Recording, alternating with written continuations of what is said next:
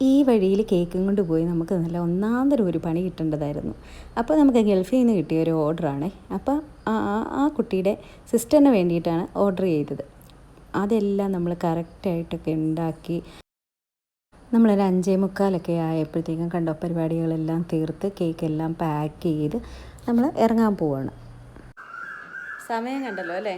അപ്പോൾ ഞങ്ങൾ ഇവിടെ നിന്ന് ഒരു കേക്കും കൊണ്ട് ആർപ്പൂക്കര, അതായത് കോട്ടയമാണെന്ന് തോന്നുന്നു, ആർപ്പൂക്കരയ്ക്ക് പോകാം. അത് രാവിലെ 8 മണിക്ക് മുമ്പ് നമ്മളവിടെ എത്തിക്കേണ്ടതാണ്. അപ്പോൾ ഇതാണ് നമ്മളുടെ കേക്ക്. നല്ല രാവിലെ ആയിരുന്നുകൊണ്ട് റോഡിലൊന്നും അധികം തിരക്കൊന്നും ഉണ്ടായിരുന്നില്ല. അപ്പോൾ പെട്ടെന്ന് നമുക്കങ്ങ് ചെല്ലാൻ പറ്റും. ഒരു 8:30 മുന്നേ ഇതെല്ലാം അവിടെ എത്തണം എന്ന് പറഞ്ഞിട്ടുണ്ടായിരുന്നു. അപ്പോൾ നമ്മൾ അതനുസരിച്ചിട്ടാണ് ഇറങ്ങിയത് തന്നെ. ഇത് നമ്മളെ ഗൂഗിൾ കൊണ്ടുപോയൊരു വഴിയാണ് കേട്ടോ. പക്ഷേ ഭയങ്കര ഭംഗിയായിരുന്നു കാണാൻ, അതിമനോഹരമായിരുന്നു.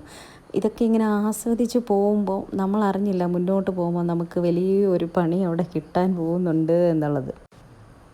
ചുറ്റും അങ്ങനെ പാടമാണ്. പാടം എന്ന് പറഞ്ഞു കഴിഞ്ഞാൽ നമുക്ക് അത് എത്ര ഏക്കറാണെന്ന് പറയാൻ പറ്റില്ല. ആ ഭാഗത്തുള്ളവർക്കൊക്കെ അറിയാമായിരിക്കും. ഞാൻ ആദ്യം കാണുവാണ് ഈ ഒരു പാടവും സ്ഥലമൊക്കെ. അവിടുത്തെ ഭയങ്കര രസമുണ്ടായിരുന്നു. പക്ഷേ മുന്നോട്ട് പോകും തോറും നമുക്ക് നല്ല 8ൻ്റെ പണി തന്നെ കിട്ടി.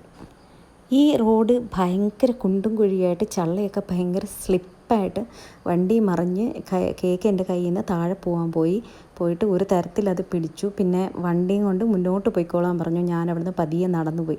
പക്ഷേ ഞാനിങ്ങനെ ഒരു കാര്യം കരുതാഞ്ഞുകൊണ്ട് എൻ്റെ കാലിൽ കിടക്കുന്ന പെട്ടെന്ന് സ്ലിപ്പാകുന്ന ടൈപ്പുള്ള ചെരുപ്പൊക്കെ ആയിരുന്നു. ഒരു തരത്തിലാണ് ഞാനൊരു 1/2 കിലോമീറ്റർ അങ്ങനെ മുന്നോട്ട് നടന്നാണ് അവിടെ ചെല്ലുന്നത്.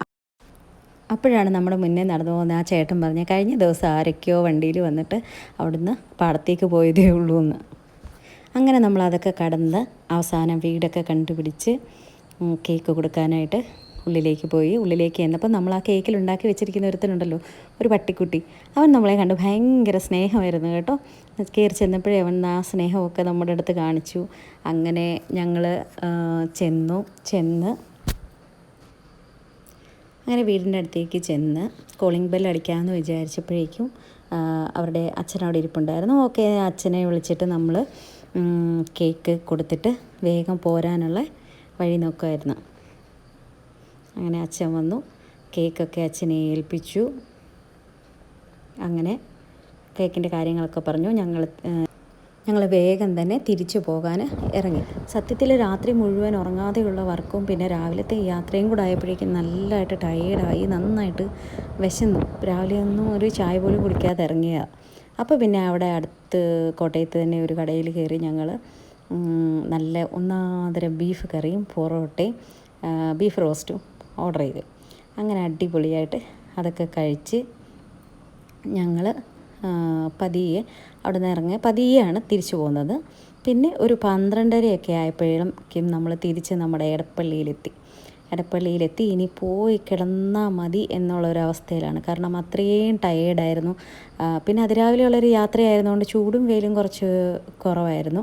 പക്ഷേ എന്നാൽ പോലും രാത്രി മുഴുവൻ ഉറക്കം നിന്നുകൊണ്ടും ഇത്രയും രാവിലെ യാത്ര ചെയ്തുകൊണ്ടും നല്ല ടയേർഡായി. നല്ലതായിട്ട് ഇനി പോയൊന്ന് ഉറങ്ങണം.